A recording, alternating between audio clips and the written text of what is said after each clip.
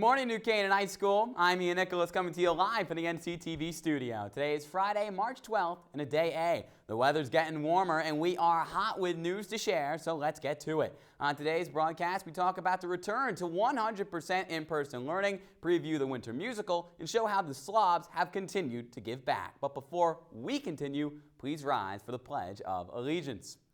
I pledge allegiance to the flag of the United States of America and to the republic for which it stands, one nation, under God, indivisible, with liberty and justice for all.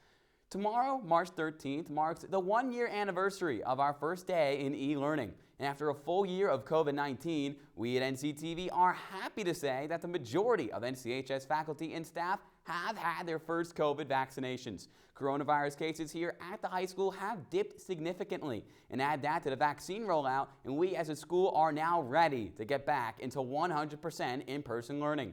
Seniors have seniority and will be the first grade back in school full-time. They were today. Welcome back, seniors. The juniors will follow next Tuesday, and the underclassmen will come in last next Thursday. With more people in school, it means it's more important than ever to follow social distancing guidelines, wash your hands regularly, and wear your masks properly. On to one of the most important events in coming weeks, March Madness. I mean, the winter musical, Oklahoma. Those young thespians are rallying despite the pandemic with a cast that includes Jackson Lamort as Curly, Ethan Jones as Judd, and Charlotte Jensen as Lori, who is caught in the middle of a love triangle. It really is a hard decision to choose between a farmer and a cowboy.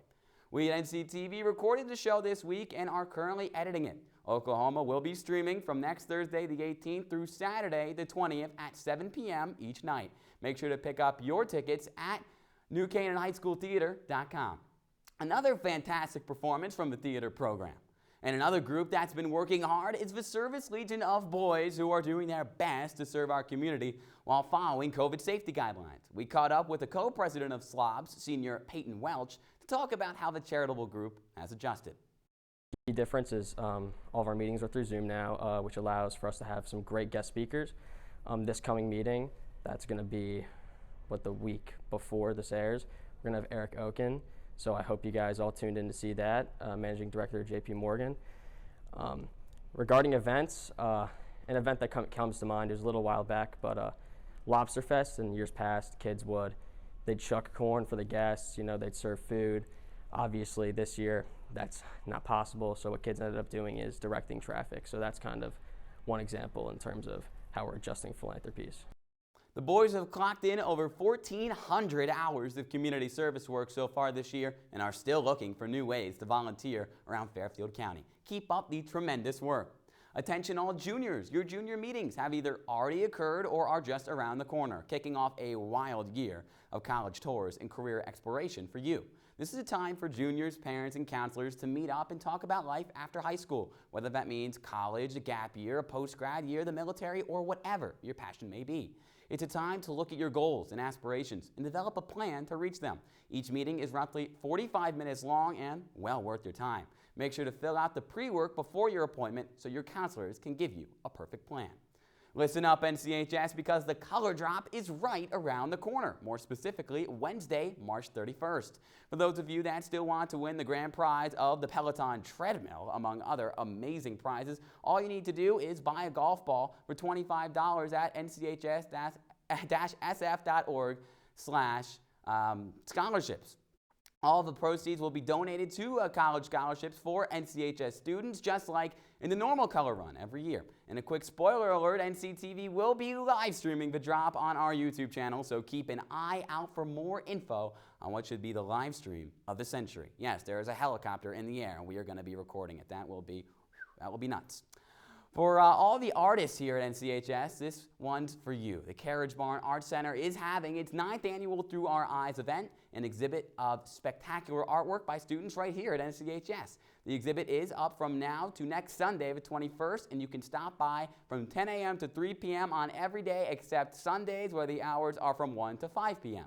If you can't make it in person, however, you can visit their website at carriagebarn.com to view all the tremendous work. Speaking of A-plus work, I hear our Rams are battle-tested as the regular season winds down and the FCAC tournaments rear around the corner. Cole Schubert is back to break it all down for us. Cole? That's right, Ian. Our Rams have had a crazy season by any standards, and that's ignoring the whole coronavirus thing. What is up, NCHS? I'm Cole Schubert, and this is your Rams Sports Report.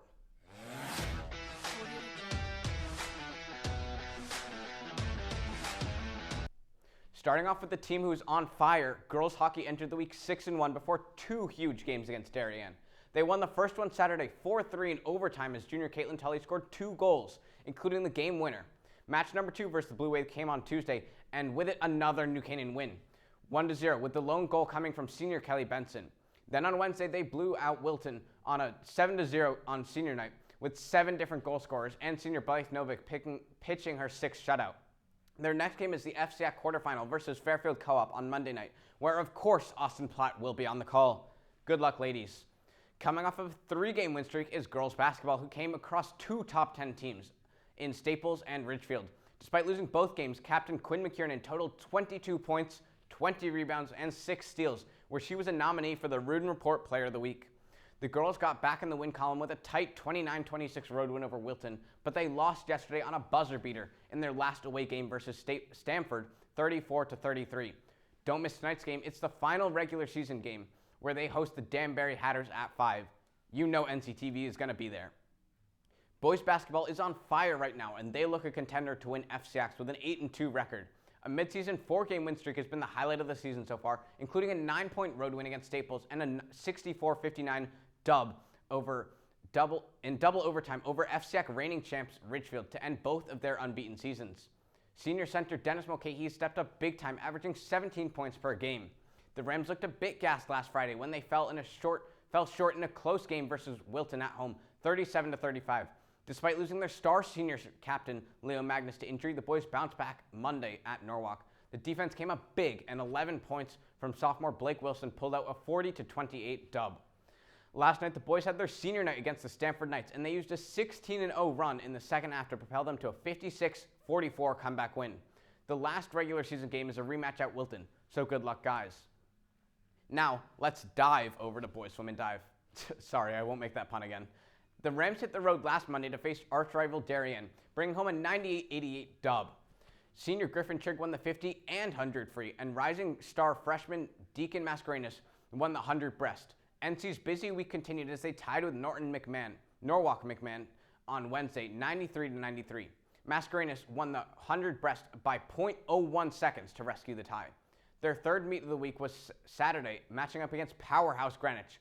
The boys would lose soundly to the Cardinals 124-62 and lost again on Wednesday to Trumbull 98-88. Their senior day is tomorrow up against Ridgefield at 4 p.m. Once again, check out the live stream on our YouTube channel. Now on to our quick hits. Boys hockey got back on track with 2 straight road wins, beating St. Joe's 6-2 and Ridgefield 1-0 in overtime, bringing their record up to 5-4-1. Their next game is a big one versus arch-rival Darien, and of course, NCTV is streaming it.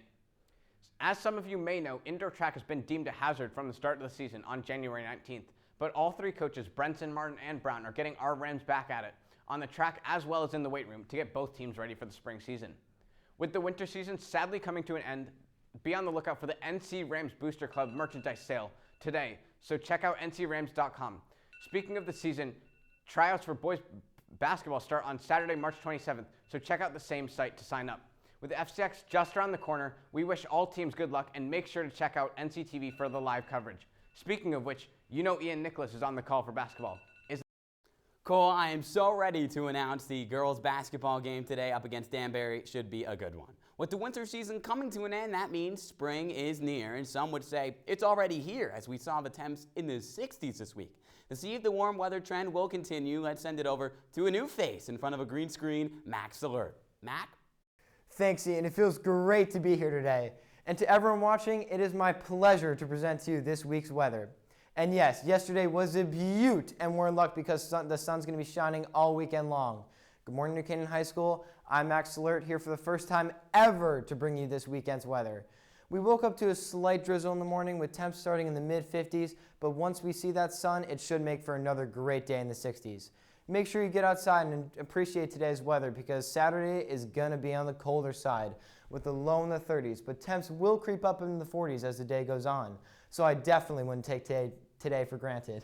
If you didn't like Saturday's forecast, then you sure won't like what Sunday has to offer. We'll start off with a low in the 20s, but the temps will make their way up into the 40s with some strong wind chills. So make sure you have that jacket at the ready. And before I go, don't forget, Sunday is daylight savings, so make sure you turn those clocks forward an hour before you hit your head on that pillow. I hope you all enjoy this taste of spring before it disappears, because believe it or not, we might be getting some snow next week. Back to you, Ian. Thanks, Mac. I've never been more excited for spring. Before we go, we'd like to wish a very happy birthday to Andrew Rechterman and Xander Walter. I hope you and everyone else here at NCHS have a fantastic weekend because it has been a long week. Also, shout out to a man who's in the control room right now, the custodian, Stan Seraphin, as it's his last week on the job for us at NCHS. The football team and company will miss you, Stan. Thank you for the phenomenal work. Anyways, don't forget to follow us on Instagram and Twitter at NCTV78 and subscribe to our YouTube channel, also NCTV78. We leave you now with a sneak peek of the winter musical, Oklahoma. See you next time.